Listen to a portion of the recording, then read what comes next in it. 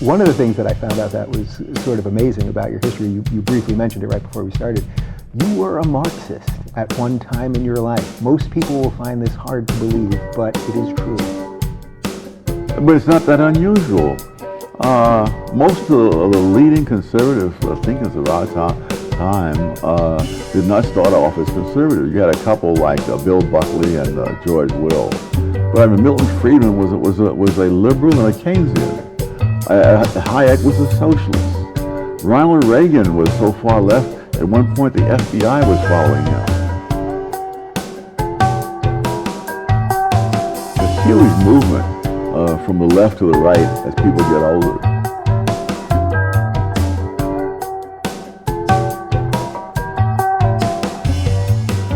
Do you remember sort of what you were thinking, what appealed to you at that time about Marxism?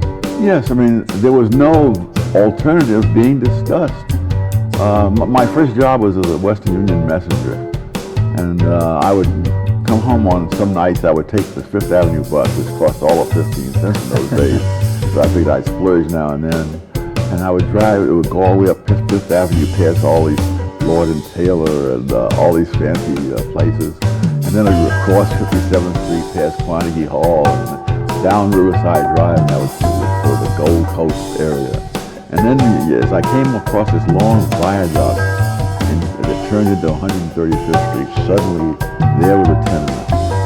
And I wondered, why is this? I mean, it's so different. And nothing in the schools or most of the books seem to deal with that. And Marx dealt with that. So it's like winning an election when there's only one person running. So then what was your wake up to what was wrong with that line of thinking? Facts. Well, we could probably end the interview right there. Yeah.